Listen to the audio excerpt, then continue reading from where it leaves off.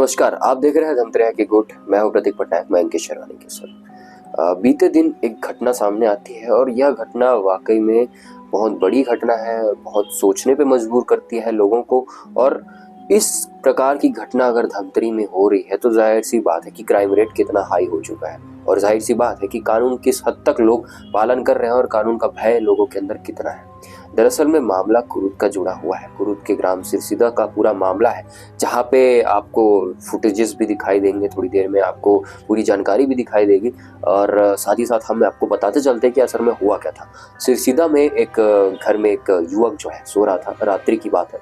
19 वर्षीय युवक जो है सो रहा था, जिसका नाम कार्तिक पटेल बताया जा रहा है। कार्तिक पटेल रात्रि में निद्रा में लीन था। इसी वक्त उसके दरवाजे पर दस्तक होती है और लगभग दर्जन भर लोग जो है उसके घर के बाहर खड़े हुए पाए जाते हैं। साथ ही में वो लाठी डंडे से लैस होते हैं। दरवाजा खोला जाता है और उक्त युवक को जो है घसीट करके उसके घर से निकाला जाता है और एक दूसरे पारा में ले जाकर के वहां स्थित सामुदायिक मंच के पास ले जाकर के जो है पीटना शुरू कर दिया जाता है। लाठी डंडे से उसकी बेदम पिटाई की जाती है। इसी बीच युवक के माँ बाप लोगों से गुहार लगाते हैं, लोगों से मिन्नतें करते हैं, उनके हाथ पांव जोड़ते हैं कि हमारे बच्चे को छोड़ दीजिए।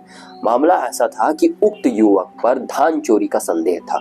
धान चोरी के संदेह के बिना पर उस युवक को घर से निकाला जाता है और उसे ला करके पीटना शुरू कर दिया जाता है।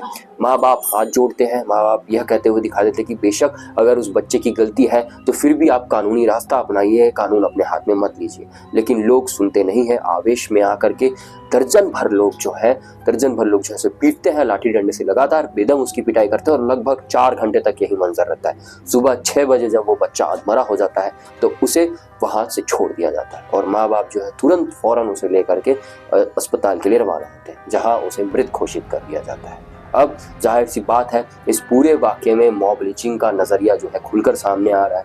मॉब लिंचिंग की घटना जो है खुलकर सामने आ रही है और धमतरी में ऐसी घटना होना वाकई में शर्मसार है, जहां मॉब लिंचिंग एक प्रकार से किसी वक्त पर मॉब लिंचिंग जो है चेहराहीन हुआ करता था, भीड़ का चेहरा नहीं हुआ करता था। वहीं एक संशोधन बिल आने के बाद जो है धारा 103 के तहत मॉब लिंचिंग एक अपराध की श्रेणी में आता है और मॉब लिंचिंग में शामिल हर व्यक्ति को सजा होती है। बहरहाल अभी तक उक्त व्यक्तियों पर कार्रवाई नहीं हुई है। दर्जन भर व्यक्तियों के नाम जरूर सामने आए हैं इस घटना में और अभी तक कार्रवाई नहीं हुई है। देखने वाली बात होगी कि कार्रवाई कब होती है। पुलिस का यह कहना है कि उक्त लोगों की जांच की जा रही है और जैसे ही दोष सिद्ध होता है इन पर कार्रवाई की जाएगी। देखिए धमतरी के गुट की स्पेशल रिपोर्ट। विद्याबाई पटेल कहाँ से आए? सिरसीदा से। वो धान के चोरी में उठा के कार्तिक ला लेगी। कौन ले गया?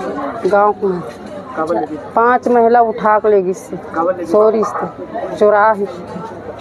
अच्छा, किस लिए मारपीट हुआ है, लड़ाई झगड़ा हुआ है? धान चोरा है, साथ में दे। अच्छा, किसको मारे हैं? मोर बेटा। अभी बेटा का नहीं है तो आप लोग केस का रिपोर्ट दर्ज कराए कि नहीं कराए? अभी कर रही। अच्छा, गाँव शिकायत नहीं कोई एक्शन नहीं लिया? बोला बेटा बल दा बेटा चाहिए, ऊपर कार्रवाई सजा चाहिए। राम पटेल कहाँ से आए? सिरसीदा। क्या मामला हो गया था? ये लोग रात में आए और घर से खींच के ले गए तीनों महिलाएं और उसके पति लोग जान से मार दिए। अच्छा, ये गांव वाले के कुछ पुराना रंजिश था, कुछ ऐसा? ये लोग सब कांग्रेसी नेता है और सरपंच में खड़े होने के बाद 2 बार हार चुके इसी का खुन्नस है। धान चोरी वो भिखम लोग है। ये लोग धान चोरी दूसरे लोग को पकड़े थे, ये सोए थे, उसको उठा के ले गए। तो ये लोगों के खिलाफ क्या कार्रवाई होनी चाहिए? कार्रवाई होना चाहिए, फांसी लगना चाहिए, सीधी बात। अच्छा, कब बात है ये आज ही रात में। कितने लोग आए थे? हमारे घर में कम से कम 10 लोग आए थे, लेकिन मारे इन लोग हैं जिस लोगों का नाम बताया वो लोग। अच्छा, लाठी डंडे से मारा। अच्छा, तो आप इस जैसे जो घटना हुई इस दौरान के आसपास कोई नहीं थे क्या घर में, और कोई नहीं थे क्या? सब थे घर, पूरा गांव, पूरा मोहल्ला इकट्ठा था। वो आदिवासी पारा है ना, उसमें पूरा मोहल्ला इकट्ठा था उसमें। तो इस बीच में कोई बीच बचाव करने को? जो बीच बचाव करने जाते थे उन लोगों को भी मारते थे। मैं रात में 2 बजे कोतवाल को भी वहाँ ले गया था, लेकिन कोतवाल को भी छूने नहीं दिया और अन्न गाली दे कोतवाल को भी भेजे।